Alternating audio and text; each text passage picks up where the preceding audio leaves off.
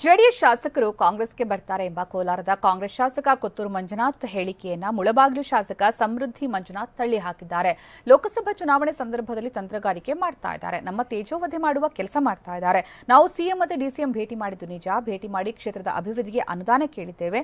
ಈ ವೇಳೆ ಕಾಂಗ್ರೆಸ್ ಪಕ್ಷಕ್ಕೆ ಅವರು ಕರೆದಿದ್ದು ನಿಜ, ಜೆಡಿಎಸ್ ಪಕ್ಷದಲ್ಲಿ ನಾವು ಸಮೃದ್ಧವಾಗಿದ್ದೇವೆ ಅಂತ ಸಮೃದ್ಧಿ ಮಂಜುನಾಥ್ ಹೇಳಿದ್ದಾರೆ. ಮತ್ತೊಂದು ಕಡೆ ಶ್ರೀನಿವಾಸಪುರ ಜೆಡಿಎಸ್ ಶಾಸಕ ವೆಂಕಟ ಶಿವಾರೆಡ್ಡಿ ಕೂಡ ಕಾಂಗ್ರೆಸ್ ಸೇರ್ಪಡೆ ಸುದ್ದಿಯನ್ನ ತಳ್ಳಿ ಹಾಕಿದ್ದಾರೆ. ಅವರು ಕೂಡ ಕಾಂಗ್ರೆಸ್ ಪಕ್ಷನವರೇ. ನಾನು ಹೇಳ್ತೀನಿ ನೋಡಿ, ಮೊನ್ನೆ ಸಿದ್ದರಾಮಯ್ಯನನ್ನ ಮೀಟ್ ಮಾಡಿದ್ದು ಸುಳ್ಳು ಅಂತ ಹೇಳ್ತಾನೆ, ನಿಜನೇ. 3 ದಿವಸ ಹಿಂದೆ ಕೂಡ ಮೀಟ್ ಮಾಡಿದ್ದಾನೆ. ಇದಕ್ಕೆ ಸತ್ಯಕ್ಕೆ ದೂರವಾಗಿರ್ತಕ್ಕಂಥ ಮಾತು, ಸತ್ಯಕ್ಕೆ ತುಂಬ ದೂರವಾಗಿರ್ತಕ್ಕಂಥ ಮಾತು. ನಾನು ತಮ್ಮೆಲ್ಲರೂ ಗೊತ್ತಿರ್ತಕ್ಕಂಥ ವಿಷಯ, KH ಪುಣ್ಯಪ್ಪನವರು ಕೂಡ ಇದೇ ಜಿಲ್ಲೆದವರೇ. ಒಂದು ಗಮನ ಇಟ್ಕೊಳ್ಳಿ, KH ಪುಣ್ಯಪ್ಪನವರು ಕೂಡ ಒಬ್ಬ ಸಚಿವರು, ಇದು ಗಮನದಲ್ಲಿರಬೇಕು.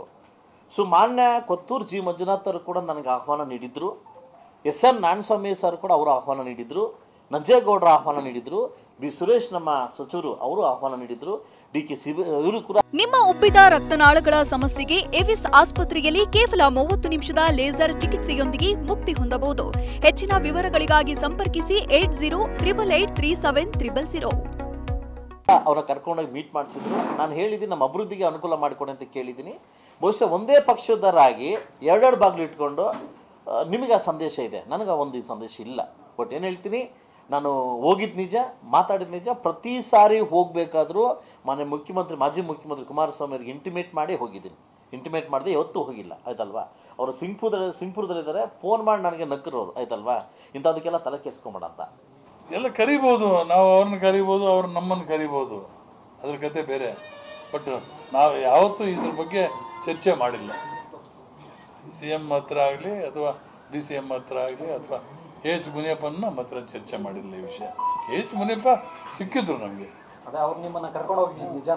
ಎಲ್ಲಿ ನೋನು ಕ್ಷೇತ್ರದ ಕೆಲಸಗಳಿಗೆ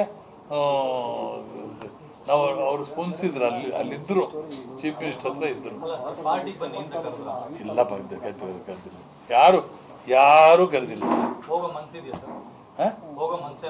ಯಾಕೆ ನಮ್ಗೆ ಆರಾಮಾಗಿದ್ದೇವೆ ಅಲ್ಲಿ. ನಮ್ಮ ಮುಖ್ಯಮಂತ್ರಿಗಳ ಹತ್ರ ನಮ್ಮ ಕೆಲಸಗಳಿಗೆ ಹೋಗಿದ್ದೇವೆ ಅಷ್ಟೇ, ನಮ್ಮ ಕ್ಷೇತ್ರದ ಕೆಲಸಗಳು ಅಭಿವೃದ್ಧಿ ದೃಷ್ಟಿಯಿಂದ. ಅದರ ಬಗ್ಗೆ ನಾವು ಚರ್ಚೆ ಮಾಡೋದಕ್ಕೆ ಹೋಗಿದ್ದೇವೆ ಅಷ್ಟೇ, ಕೆಲವು ಕ್ಲಾರಿಫಿಕೇಶನ್ಗೆ. ಕಾಂಗ್ರೆಸ್ನವರಂದ್ರೆ ಯಾರಪ್ಪ? ಮುಖ್ಯಮಂತ್ರಿಗಳೇ ಕರಿಬೇಕಲ್ಲ. ಮುಖ್ಯಮಂತ್ರಿಗಳು ಪಾಪ ಕರೀಲಿಲ್ಲ, ಯಾವತ್ತೂ ಕೂಡ. ಮಾತುಕತೆ ಮಾಡಿದ್ದಾರೆ.